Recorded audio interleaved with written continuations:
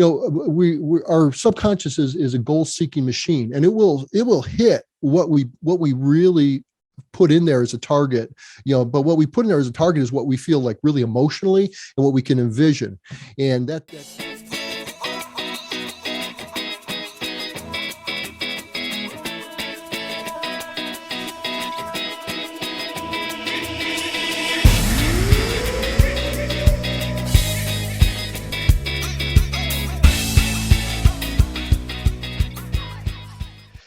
Thank you so much for tuning in to Journey with Christian D. Evans podcast. I am your host, Christian D. Evans. And guys, we have someone very special that we have as a guest. And the reason why I wanted to have him on is because, I think 90% of business is the mindset, is the things that we have to hurdle in our own life. And the reality, and I know that's so cliche, but it's cliche because it is true. And that's one of the reasons why we want to have him on, because there are certain things that you are hitting yourself on the head over and over and over. And sometimes you live in this circular life and you say, how can I bounce above it? And that's why we're going to dive deep today with this individual. And so he is actually a certified hypnotherapist. He is also a certified professional hypnotist, working with coaches, transformational entrepreneurs, and other service-oriented business owners. He has been a serial entrepreneur since about age 12 and has failed at most attempts to create a successful business.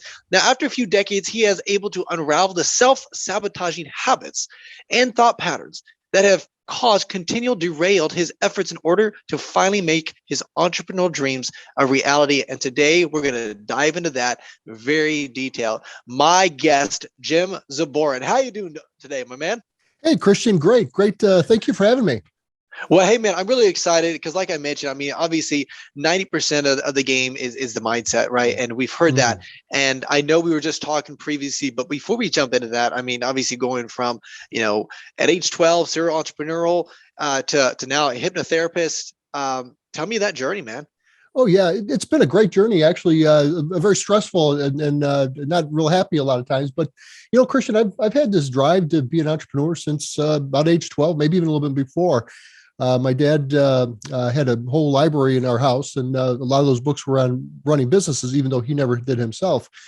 And one of them caught my eye once when I was just about 12 years old. And then I really, it almost like got bitten by a bug to kind of be my own boss, set my own schedule, make my own way, and create something myself. And the thing is, I didn't grow up in in really a household where entrepreneurialism was really a thing, and I was in a blue collar neighborhood in Chicago, and that was not really a thing among anybody around me, really.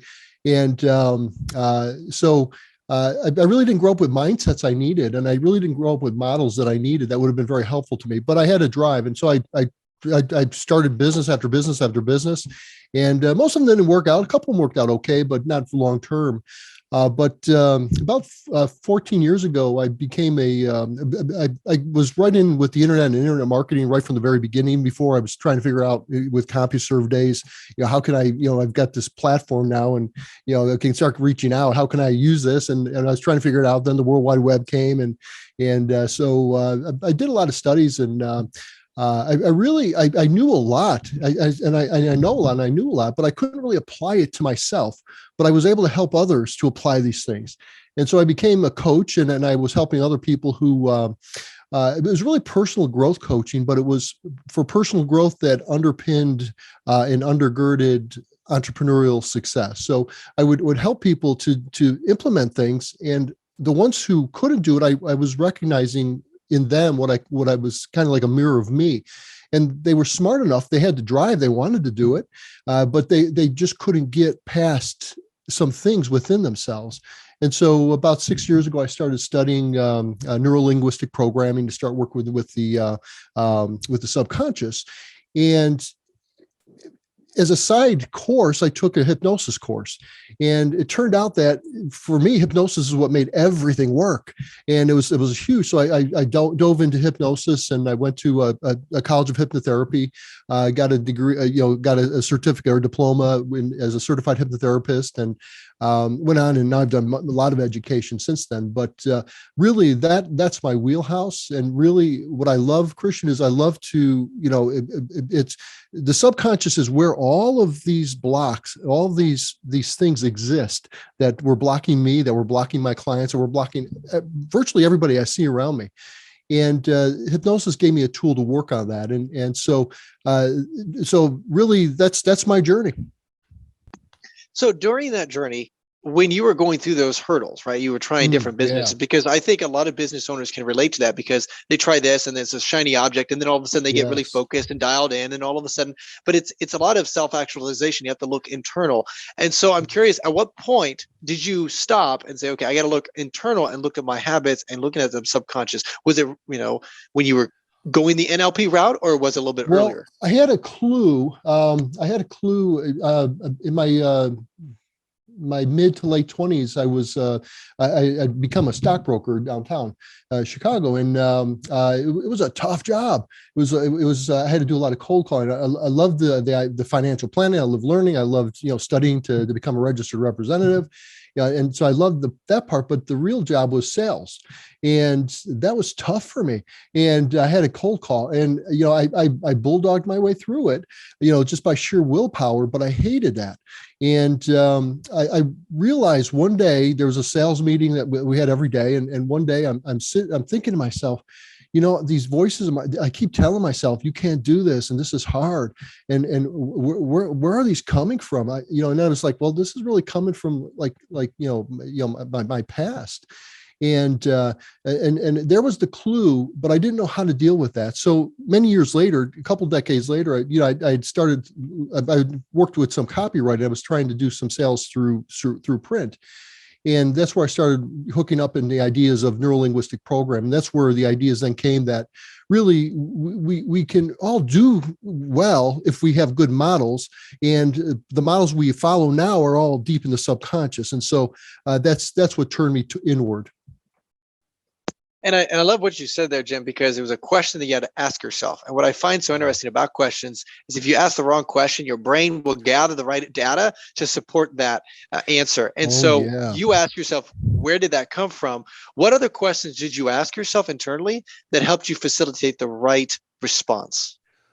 Well, the keys there is to facilitate the right response, and very few, because most of them were like, why is this like this? Why is everybody else successful? Why is everybody else able to do it and I'm not? And all these other things that were focusing me on the wrong thing. As you pointed out, you're focusing on the problem, not the solution. So really, it was very few questions. Really, it was I'd gone through a period of time. It actually just occurred to me, this is probably hugely significant. I went through a period of time where I kind of was very reflective, and I really didn't go out much, and my confidence was way down. And I started, as I was looking inside, well, what is within me that's making me do this? Why can't I seem to get past this? I started buying some hypnosis tapes, and I was listening to hypnosis tapes on confidence, and it was wonderful. And I actually started getting more confident, like right away. And it was a process. So that turned me, it was almost looking for what question I asked myself. I think it's just, what am I going to do? I was kind of at the last, there was really nothing else I could think of. And actually hypnosis, and my clients, usually I'm the last choice. And then all of a sudden, this is the thing that works for them. So it's not unusual. It was like that for me as well. But what you said was the question is hugely important, because our subconscious is a goal-seeking machine, and it will hit what we really put in there as a target, but what we put in there as a target is what we feel like really emotionally and what we can envision. And that gets it through everything to get it to set as a target. And then our subconscious starts bringing us there. And that's the deal with asking the wrong questions. It focuses on the problem. Now we're targeting a problem. Now we're just getting more of that problem, more and more and more. So you hit on a key point there. It's the right question, but it doesn't take many right questions. It didn't take that for me. It really took just getting off my focus to a solution and not on a problem. almost all of us, Christian, are focused on the problem. And that's my clients. It's like, they get this problem. They're looking at the problem. They're going to solve the problem with their conscious mind. So they start analyzing and thinking. And all of a sudden it's like gets tangled and it gets like a knot. And there's a law of attention in my work where attention goes, energy flows, and that thing grows. And so, we pay attention to the situation, the bad situation, the problem. And then all of a sudden, all of our emotional energy, our psychic energy, our physical energy, our thinking energy, everything is going to that. And that thing is growing bigger and bigger and bigger and bigger because we're targeting it, and our subconscious is showing us everything. We have a reticular activating system that will filter out from our environment what's important to us. And if what the problem is important to us, we're constantly seeing things that are supporting that problem, as you pointed out. And so it's amazingly simple to change. You just have to focus on the solution. It's kind of like I've heard race car drivers when they're going around banks, they can't focus on the wall, otherwise they're going to go into the wall. They have to focus on where they're going next. And really, that's the question: is where's next? And then can I? It's how will I? I love that. I love those because those small little tweaks make the world of difference. And I love what you said as well regarding you went through a period of time where you had to kind of slow down and remove yourself from everything else and just look internal. What did that process look like? And was it like a radical change, or was it like just something that was like a daily cadence? Like, hey, for 30 minutes, I'm going to ask myself or, meditate or something like that. What does that look like?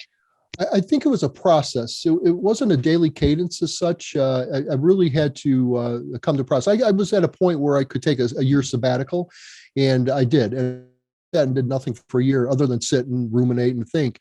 And I don't think that itself was particularly helpful in getting me to where I was going, but it did get me out of old environments, and it kind of cleaned up some of the playing field, and that allowed me then to move back to it was kind of like everything was like there was this big weight. I just threw it up in the air, and then kind of sat as everything started falling down again, and then I was able to just start picking up pieces again, and a lot of the chaff was gone. And so a lot of the useless activities I was involved in just disappeared.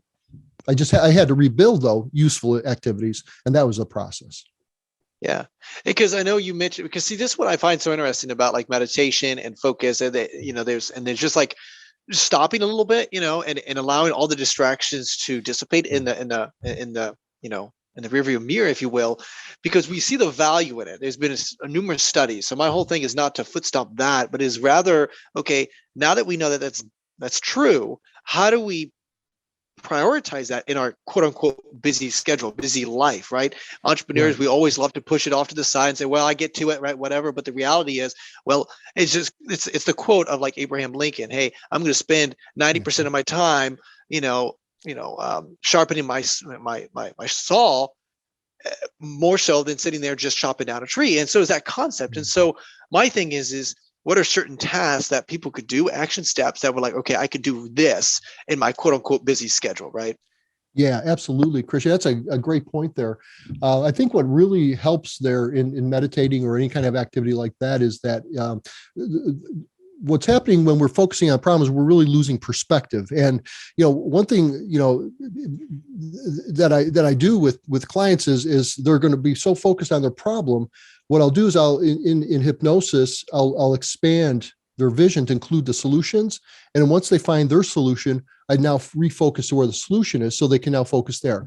And so what meditation is going to do is it's more of a presence, and it allows us then to kind of step back, and it allows then when we move back into, we have hopefully a new perspective. So it's really the issue is getting a new perspective. And so sharpening the axe is perfect. And a mindfulness and meditation is a good way to kind of just let your body withdraw from the buzz, and then kind of just look at it with fresh eyes, and you can start looking at the solution. Hypnosis tapes are a great way to do it. So, and a milder form of hypnosis would be just a guided meditation. So you can go from meditation where it's self-guided. You could do self-hypnosis, which is self-guided. You can have somebody else guide you with like a hypnosis tape or with a guided meditation. Or you could go see a hypnotist or a hypnotherapist, and you get a customized, guiding through to hopefully your solution. That's the thing with this kind of a thing is ultimately everybody has their own solution. So whatever you're doing, you should be able to find your solution to it. You basically, we've all created our own problem, so we also have the solution if we would just start looking for them. And so any kind of activity that's going to interrupt the pattern of us being in the problem is going to be helpful because it's going to help us to get some perspective. But really, it's a matter of perspective. So what can somebody do? A little bit of journaling is helpful, although I personally don't journal much, but some of my clients do. I make it an option for everybody.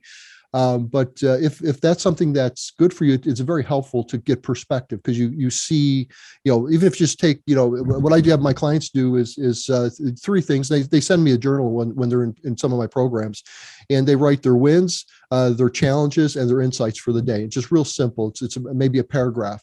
And it refocuses to what's going good, and it refocuses what you're learning, and it kind of keeps in mind, the conscious mind, challenges, but it reframes them as challenges. And so that kind of a journal. So somebody might keep a journal like that, just wins, challenges, and insights every day.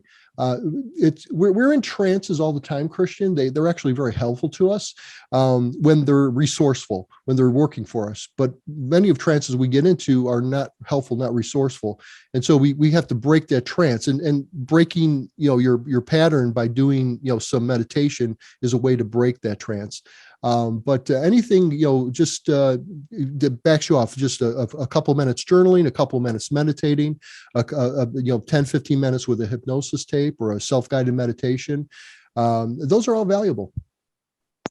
Yeah, just to kind of foot stop audience, for those that are listening, just a foot stop on what Jim's saying. So one of the things about myself is that I understood the importance of journaling.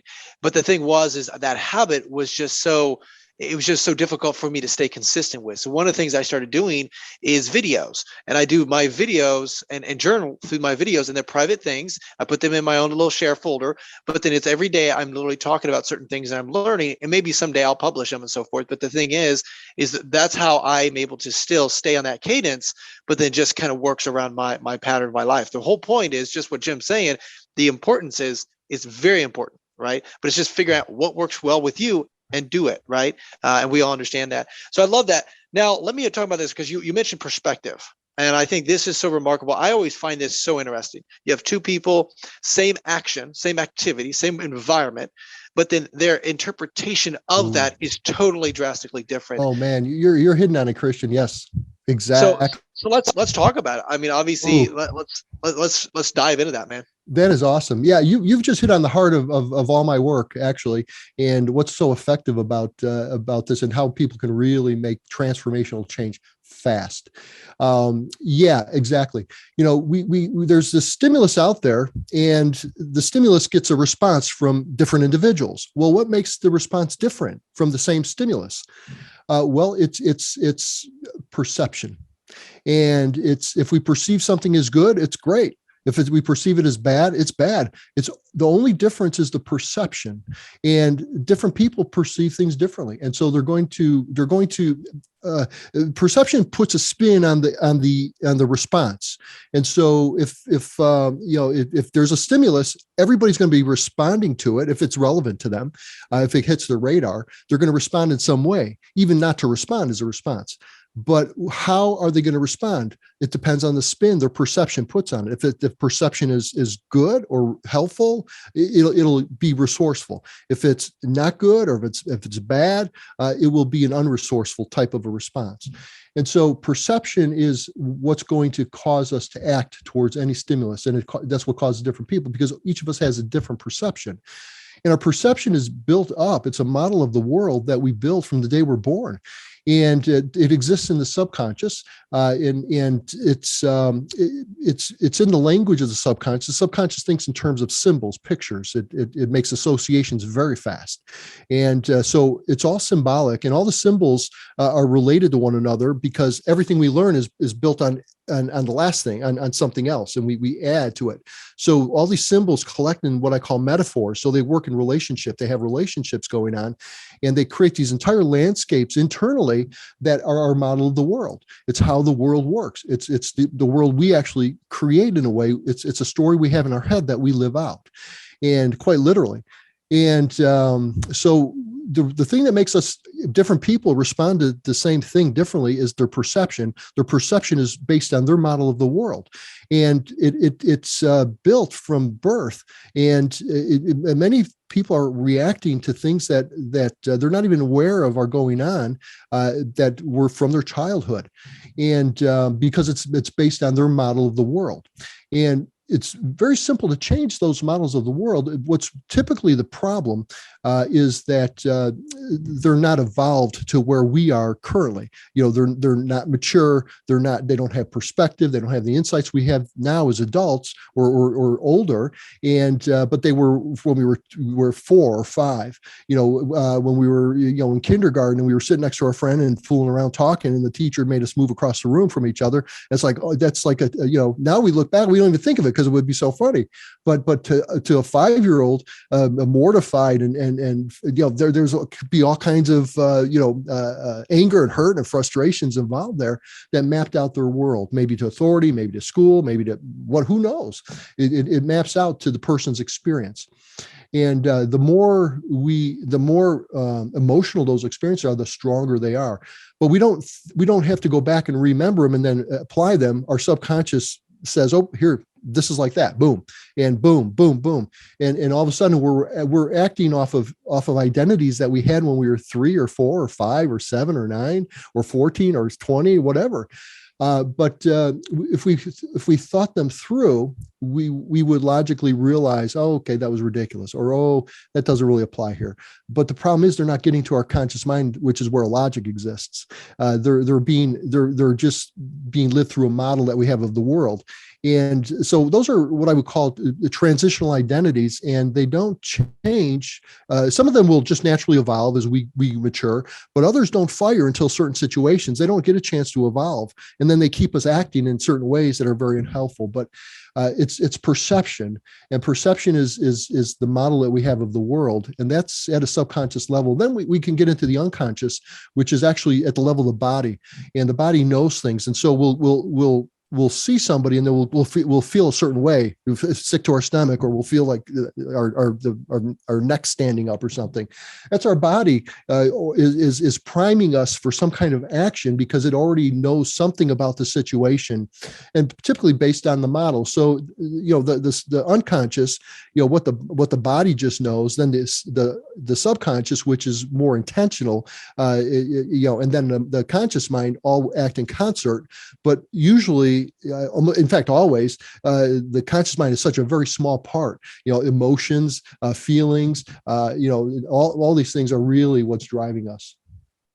And see, I find this so interesting because what I love about this is that we run those programs and we're not even aware of it. And what I find so interesting is with like coaches and people that, that love you, they're able to see those patterns that you may not be aware of. And so my question to you, Jim, is first of all, let's say, for example, someone comes to you and say, okay, I'm running into the same pattern, right? And I know that there's something in my past that is still obviously running in my life right now. The thing is, I'm not aware of it because for whatever reason, our brain, it likes to protect us. And so sometimes that emotion, that experience is so deep down in our subconscious, we have to lift it out a little bit. Now, how, as this, very professional developed hypnotherapist like yourself, how do you identify that? But then obviously once you identify that, how do you able to help them walk through that? And like, do you meditate and get back into that same situation, think about the environment, the emotional experience, what did that look like, and then changing that trajectory? I'm just curious. That's a great question, Christian. And you're exactly right. Well, the brain always protects us. The subconscious always protects us. That's why we have so many problems, when we want to do something consciously, but we end up not being able to do it because of our comfort zone. That's all just our subconscious protecting us based on something we decided way long time ago. It's always protecting us. And the beautiful thing is we don't have to know what it was. We just have to know what it's doing and what we want to do instead. Because what will happen is it's simply changing the perception of what we want to do to something that we can agree with to do at a subconscious level, that it's not unsafe for us. And then we now have agreement between the subconscious, unconscious mind, the subconscious, conscious mind, and we can move forward to it. The way I discover those, here's the thing. I don't have to discover exactly where it comes from, but I have to discover what it is now and what it means. And the person will know what their experience is. And typically what they come at first is not really what they're coming for, but just through talking with them, I begin to pick out their symbols. How are they symbolizing certain things? And their subconscious, I'm talking to them, but I'm also talking to their subconscious as well. And we're always doing that all the time, but I'm much more aware of that. So I'm listening to what the subconscious of the person is telling me, where they think they're just making offhand statement. There's no offhand statement. And so they'll tell me 2 or 3 things that they're just like talking, but I'm seeing how they're connecting. And so I start to get an intuitive sense of, okay, this is a symbol for this person. When I say symbol, I'm not talking about, like an eagle or a flag or things like that. Those are symbols, yes, but those are universals. We all have our own and personal symbols that mean a particular thing to us. So I'm looking for their personal symbols. And then I start working with those symbols. I start asking them questions about those symbols, and I start getting the meaning. And in that process, they are starting to evolve. And you asked if I put them back into it. Here's kind of the tricky part. Yes and no. I put them back into it. Okay, but I don't put them back into it so much that they start reliving it, because here's what's usually happening when something's very emotional to somebody, and they keep remembering a memory that even they can remember, but they keep getting angry about it. Well, it's not happening anymore. It's just a memory. But what's happened is there's an emotion connected to that memory, and they keep reliving that emotion, and so they keep making it stronger and stronger and stronger.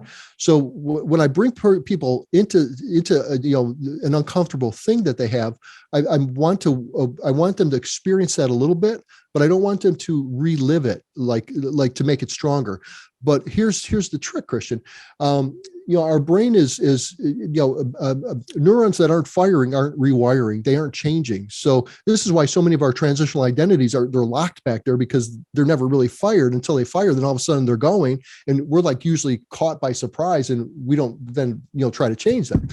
So I need those neurons firing, because when those neurons fire, they become what would be called plastic. They become moldable. And then that's when they can change. And they do change on their own.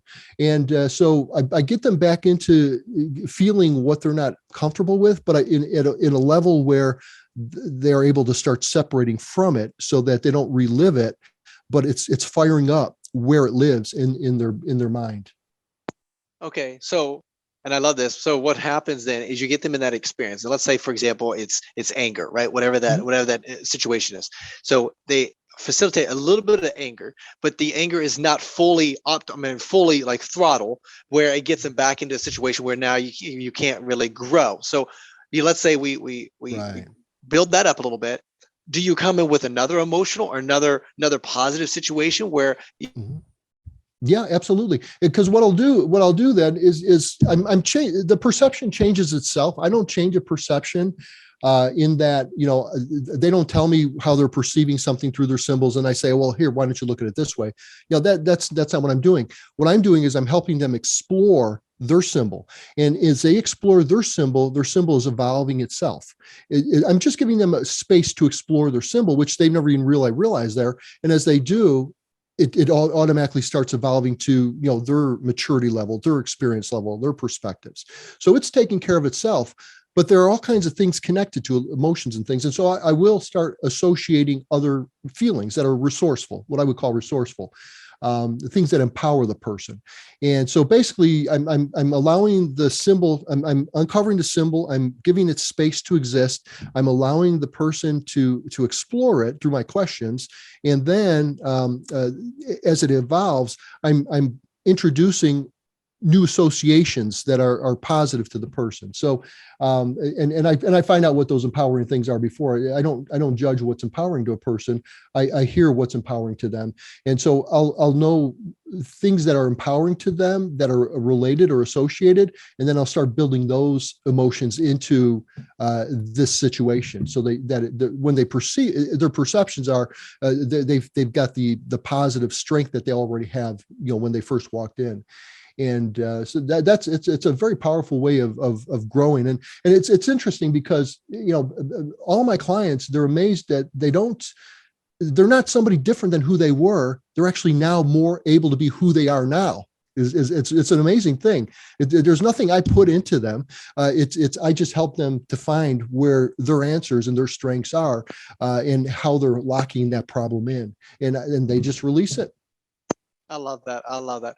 Jim, and just, you can see your level of experience and your certification in this, because I appreciate going deep down and dive into this, because again, I can't, fathom as much, because I actually was addicted to pornography for a large portion of my life.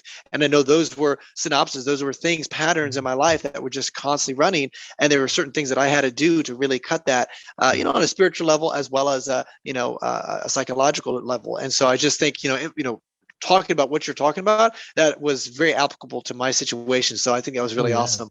So I appreciate being on our podcast and really diving deep. Jim, how can our audience and our business owners, how can they reach out to you, my man? Well, thank you, Christian. Let's see. I can be reached at my website. It's www.entire, ENTIRE, mind, MIND, advantage, ADVANTAGE.com. And on there, there's information about me, but right up at the top, there's a little a button to click to schedule a short a free consultation with me. And, really just, I enjoy talking with people about this stuff. And I really appreciate your questions. I really appreciate going deep. And so if somebody feels that, maybe there's something here for them, I encourage them to schedule an appointment. It goes right to my online calendar. They can book a 15-20 minute call with me, and we'll see what we can do. Awesome. And guys, those links will actually be in the description below. So make sure you just, take action right now. Literally stop, take action, drive, whatever you're doing, stop, go ahead and click on that. Go ahead and reach out, go ahead and consume some of his content, because he's obviously an amazing expert in this. And Jim, before we let you go, again, we really appreciate it. But is there any last words that you'd like to share with our audience? Yeah, absolutely, Christian. And thank you for having me. This has been a real pleasure. Everybody in your audience is capable of amazing things. The people that Michelangelo's and Leonardo da Vinci's and Edgar Allan Poe's and everybody who's done great things in their life, great business people, they're made of the same stuff as we are. They just had different ways that their minds were working. But that was just, for some of them, that was just by chance. Others grew into that. But we all have the ability to do great things in our lives. And we don't have to do what's great for other people. We just need to discover who we are and let that free. And we all have that capability to do that. And that's whatever we decide consciously to do. If we can't do that, there's a subconscious thing going on. So look there.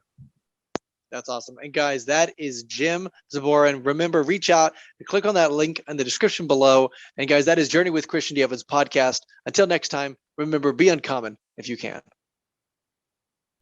Hey, stop. This is Christian D. Evans, host of Journey with Christian D. Evans podcast. And I just want to say personally, thank you for listening to our podcast. And, if you love what you're hearing right now, please, like this, share this, and show some love to our guest, and write a review, and, share this with your friend, your family, someone that truly needs it, because at the end of the day, you can make an impact in that person's life by sharing their story with that individual. And again, if you're a new guest, welcome to our community. We're so excited. We're so just honored. And secondly, if you're a returning guest, hey, we appreciate the love. Thank you. Share this with your friend and family. And guys, remember, be uncommon if you can.